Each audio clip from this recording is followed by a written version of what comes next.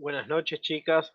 Estamos acá tratando de ponerle el pecho a esta situación del paro de transporte.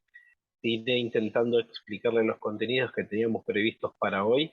Espero que logramos entenderlos y ponerlos en común en la próxima clase presencial, que puede darse tanto el martes en estadística, como ofrecer un momento específico el viernes en la clase de matemática. Así que lo primero que vamos a hacer es empezar a resolver un ejercicio que había quedado pendiente en la clase anterior y luego, una vez realizado este primer ejercicio, que era la tarea asignada para ustedes, vamos a encontrar con los contenidos vistos en la materia.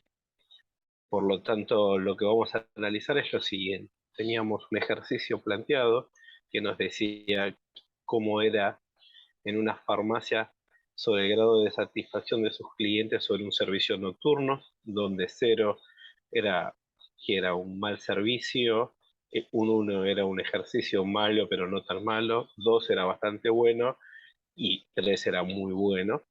Y nosotros lo que teníamos que lograr era transformar esta variable, que en principio era cualitativa, en una variable que es cuantitativa. Recordemos que la diferencia entre cualitativa y cuantitativa está descrita en términos de la cualitativa nos responde a la pregunta de qué tipo y una variable cuantitativa nos responde a la pregunta cuánto. Cuando hablamos de grados de satisfacción hablamos de una variable cualitativa, pero cuando le ponemos un número a cada uno de esos valores la transformamos en cuantitativa. Por lo tanto, lo que a nosotros nos tocaba hacer era, por ejemplo, ir analizando cuántas personas dijeron que el servicio era muy desfavorable. Por lo tanto, lo que fui haciendo es ir contando uno a uno los valores de las personas que dijeron que era 0, sumando todos estos ceros, la respuesta fue 14, contando los 1, eso fue 9, contando los 2 fueron 16, y contando los 3 fueron 11. En total, la cantidad de personas era 50 que fueron a los clientes que se les consultó. Desde esa perspectiva, nosotros lo que debemos pensar es qué significa esta F que ahora encontramos acá arriba. Bueno, ese valor de la F representa las frecuencias absolutas. Nosotros, por una cuestión coloquial, lo que vamos a ir haciendo con respecto al tiempo es pensar a la variable o a la frecuencia absoluta como frecuencia. ¿Qué significa la frecuencia? Justamente eso. ¿Cuántas personas dijeron que el servicio era muy desfavorable? ¿Cuántas personas dijeron que el servicio fue desfavorable? ¿Cuántas personas dijeron que el servicio fue favorable? Lo que representa la frecuencia absoluta será entonces la cantidad de veces que se repite un dato. De ahora en adelante no vamos a usar la palabra frecuencia absoluta, sino frecuencia. Teniendo en cuenta esta situación, lo primero que nosotros vamos a intentar hacer es un diagrama de barras. Un diagrama de barras es un diagrama que en el eje de Y se representa las frecuencias. Absolutamente siempre que vamos a hacer un diagrama de barras, la frecuencia es la altura la que le corresponde a cada una de las barras, y en el eje de X se pone la variable de satisfacción o el dato que estamos trabajando. En nuestro caso particular, estamos analizando el grado de satisfacción de los clientes sobre el servicio nocturno. Entonces podemos aclarar en esta parte el grado de satisfacción. Y luego, lo último que nos queda por hacer es escribir las alturas de cada uno de los valores correspondientes con una barra. La barra esta representa el 0 y nos dice que hay 14 elementos. El número 1 nos dice que hay 9 elementos.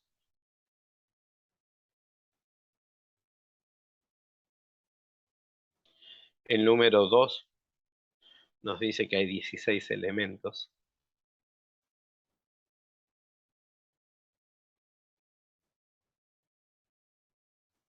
Y el número 3 nos dice que hay 11 elementos. El diagrama de barras nos tiene que mostrar cómo se representa, es la gráfica que nos está representando los valores del ejercicio que nos propusieron. Por lo tanto, la altura que tiene cada una de las barras representa cada uno de las frecuencias absolutas. Este se llama diagrama de barras y es el primer diagrama que vamos a conocer. Luego en clase vamos a analizar cómo hacer la gráfica de un diagrama circular. Bueno, chicas, tratando de seguir pensando la ejercitación que nos corresponde a la materia, vamos a tratar de pensar cómo se analiza el concepto de frecuencias relativas.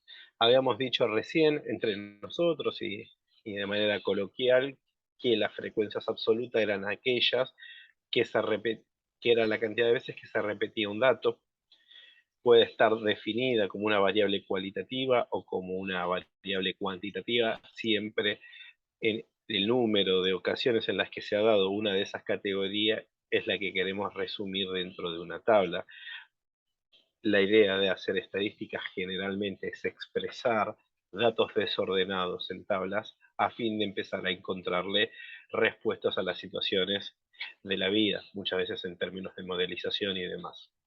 Por lo tanto, lo que vamos a analizar ahora es la frecuencia relativa, que resumida la fórmula que podría representar a la frecuencia relativa es la frecuencia absoluta sobre el total. Lo que nos quiere decir matemáticamente es qué parte del total representa. Por ejemplo, si tenemos 14 como frecuencia absoluta, 14 sobre 50 representaría la frecuencia relativa. 9 sobre 50 representa la frecuencia relativa. 16 dividido 50 representa la frecuencia relativa y 11 dividido 50 representa la frecuencia relativa. ¿Qué significa? ¿Qué porción o qué porcentaje del total representa el conjunto de individuos que consideró que el servicio en la farmacia era muy desfavorable? Un dato teórico es el siguiente: la suma de todas las frecuencias relativas, ese es un dato teórico, siempre vale 1. Importantísimo eso. Luego, la frecuencia porcentual no es otra cosa que tomar el valor de la frecuencia relativa y multiplicarlo por 100. Por ejemplo, 14 dividido 50 nos da 0,28, multiplicado por 100 nos da el 28%. Luego, 9 dividido 50 multiplicado por 100 nos da 18%. Luego, 16 dividido 50 multiplicado por 100 nos da 32%. Y por último, 11 dividido 50 multiplicado por 100 nos da 22%. Lo que significa es lo mismo que estábamos pensando antes. La suma total de las frecuencias porcentuales da 100, que es el 100% de los datos, que es el equivalente al 1 en las fracciones. Si desearíamos escribir en términos de fórmula cómo se calcula la frecuencia porcentual, no es más que igualar a la frecuencia relativa y multiplicarla por 100.